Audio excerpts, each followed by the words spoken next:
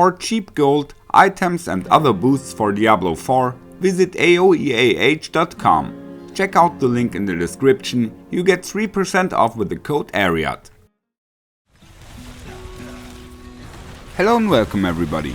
In this video, you will learn everything you need to know about the Gauntlet to score high points. We need to customize our equipment a bit and choose the best possible farm routine. But first things first, let's start with the basics.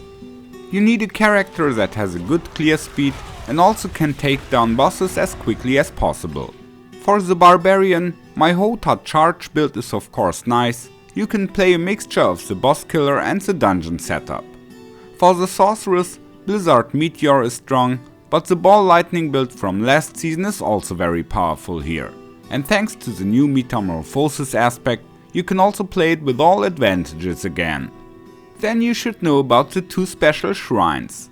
There are several shrines in the Gauntlet with 3 skull symbols. When you activate them, all monsters in the dungeon respawn.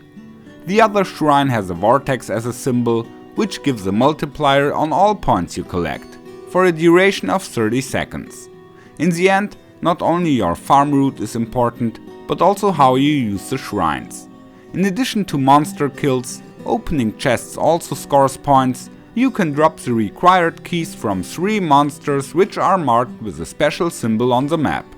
Here you can see the first week's dungeon. Everything important is marked on this map.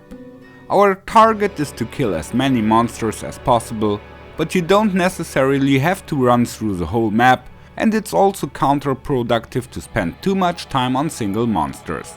After all, time is limited, so we have to be as efficient as possible. The farming routine I've come up with only takes place on the left side of the map. I will use this to show you what's it all about. I first run the green marked route, which contains 4 bosses, a key monster and several elite groups. I want to eliminate these monsters as often as possible. When killing a boss, a regular shrine spawns. The same boss always spawns the same shrine. B2 has Blast Wave, B3 Artillery and B4 the Resource Shrine. It's very advantageous if you are always fast enough, so that you can use the shrine effect to quickly eliminate the next boss on the route, which gives you a new buff. Or you can leave shrines for later. The route continues as follows. I run down the lower corridor to the right and activate S1 to respawn all the monsters. Ideally, the shrine effect I got from boss monster B4 helps me to quickly kill B1 again. Then I run to B2, round the top and on to B4. Every time we kill B4, we have to kill the elite groups in the room underneath. Then comes B3, the last boss monster of the second round. Then I respawn all the monsters again by S4, and in the third round I start directly with monster B3. We now basically go the second route backwards, but only until B2. We won't kill B1 from now on, it takes too much time going there. Now I use S2 to start the 4th round. Here I take the direct way to the bosses. Then I start the last round by shrine S3. If you still have time left afterwards, you can go over to the right dungeon section. The shrines X1 and X2, which we pass several times, are an important factor in this routine. To make the best use of the multipliers, I usually activate them within the last 3 rounds. The paths are short there, and you may also have some shrines open that you can use. While the multiplier shrines are active, we definitely have to destroy as many monsters as possible. At this point, equipment can help. Amulets and boots can roll increased duration of shrine effects. This is great for simply using the multipliers for a longer time. There are probably even better routines, but I suspect that these will at least be quite similar, because we have many elite groups on the left side, 3 boss monsters and the 2 multiplier shrines. Also, the monsters are kinda close together.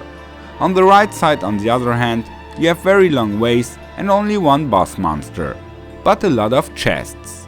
I haven't seen any advantage in focusing on these so far, but it might be worth collecting a few keys and then opening some chests at the end, preferably with a multiplier. Then maybe you could also include the spot with the 2 key monsters in the middle of the map, to collect more keys. At least you should know the basics now, so you can create your own routines. The Gauntlet dungeon changes every week, and if you really want to see your name at the top, you won't get there by only copying. Genius ideas can set you far apart from the competition, and players thinking out of the box often find glitches and bugs. Of course, you can also copy a good player's strategy and then try to make things better. I'm already excited for the next week Gauntlet. Have fun, take care, and may the loot be with you. Follow me. Thanks.